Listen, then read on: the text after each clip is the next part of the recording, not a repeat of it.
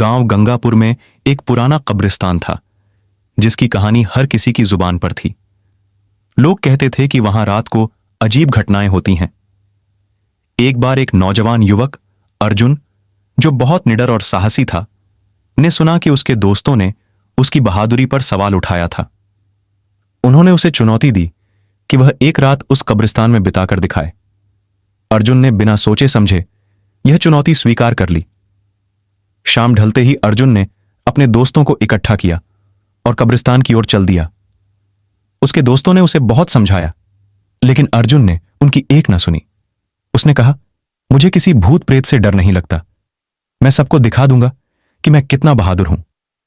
जैसे ही अर्जुन कब्रिस्तान पहुंचा, एक अजीब सन्नाटा और ठंडक उसके शरीर में घुस गई। चारों ओर केवल सन्नाटा था और कुछ दूर से उल्लू की आवाजें आ रही थीं। अर्जुन ने अपनी कंबल निकाली और एक पुरानी टूटी फूटी कब्र के पास बैठ गया। वह जैसे ही बैठा, उसे महसूस हुआ कि कोई उसे देख रहा है। उसने चारों ओर देखा, लेकिन कोई नहीं था।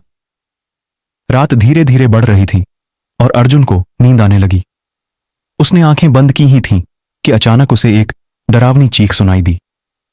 अर्जुन का दिल धड़कने लगा। उसने जल्दी से उठकर चारों ओर देखा, लेकिन कुछ नहीं दिखा। वह समझ नहीं पा रहा था कि यह आवाज कहां से आई थी। उसने खुद को समझाया कि यह उसका वहम है और वह फिर से सोने की कोशिश करने लगा। कुछ देर बाद अर्जुन ने महसूस किया कि किसी ने उसके कंधे पर हाथ रखा है।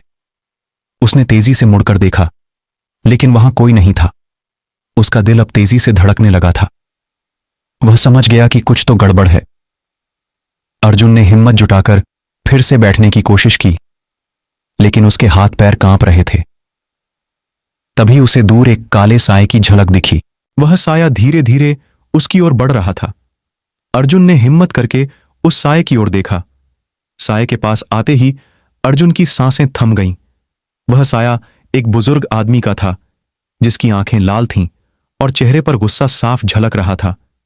अर्जुन ने डर के मारे चीखने की कोशिश की, लेकिन उसकी आवाज नहीं निकली।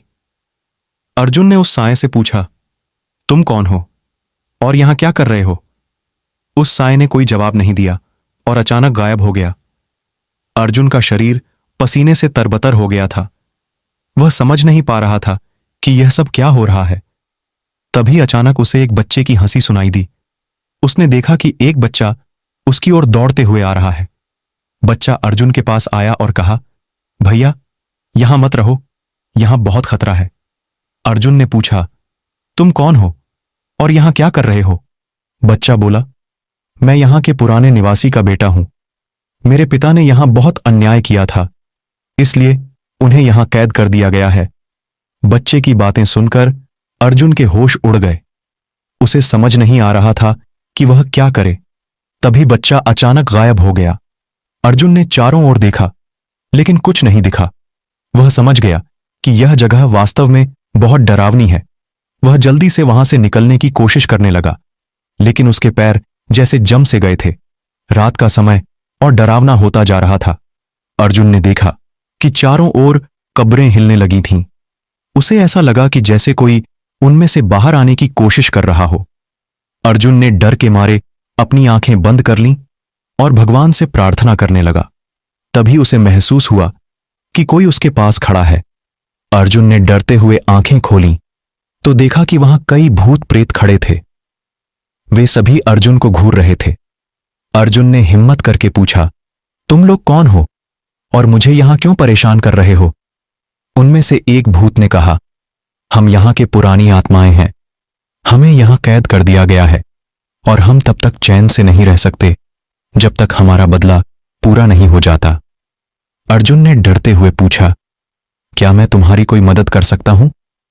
भूत ने कहा, हां, तुम हमारी मदद कर सकते हो। तुम्हें उस व्यक्ति को यहां बुलाना होगा जिसने हमें यहां कैद किया है। अर्जुन ने भूत की बात मानी और उसने उस व्यक्ति को ढूंढने की ठानी। अगले दिन सुबह होते ही अर्जुन ने गांव के बुजुर्गों से उस व्यक्ति के बारे में पूछताछ शुरू की।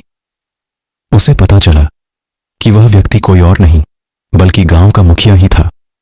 मुखिया ने अपनी शक्ति का दुरुपयोग करके कई निर्दोष लोगों को मरवा दिया था और उनकी आत्माओं को कब्रिस्तान में कैद कर दिया था। अर्जुन ने मुखिया के पास जाकर सारी बातें बताईं। मुखिया ने पहले तो उसे डांट दिया, लेकिन जब अर्जुन ने उसे भूतों के प्रकोप के बारे में बताया तो वह डर गया।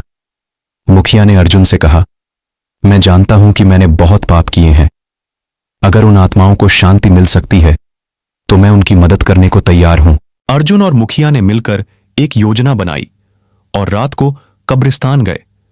मुखिया ने आत्माओं से माफी मांगी और अपने के गए पापों का प्रायश्चित करने का वादा किया। आत्माओं ने मुखिया की माफी स्वीकार की और उन्हें शांति मिल गई। उस रात के बाद से कब्रिस्तान में कोई अजीब घटना नहीं हुई। अर्जुन ने अपने दोस्तों को अपनी बहादुरी का सबूत दे दिया और गांव में उसे एक नायक की तरह देखा जाने लगा।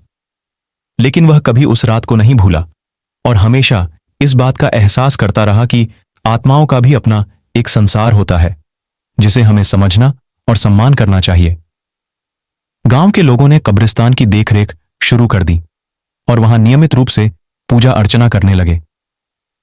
अर्जुन भी अपने जीवन में एक नया मकसद ढूंढ चुका था। उसने फैसला किया कि वह उन सभी स्थानों की खोज करेगा जहां आत्माएं बंधी हुई हैं और उन्हें मुक्ति दिलाएगा। गांव के लोग अब अर्जुन को एक नायक मानने लगे थे और उसका आदर करते थे। अर्जुन ने अपनी यात्रा शुरू की और एक के बाद एक स्थानों पर जाकर आत्माओं को मुक्ति दिलाने का काम किया। उसका नाम अब दूर दूर तक फैल चुका था।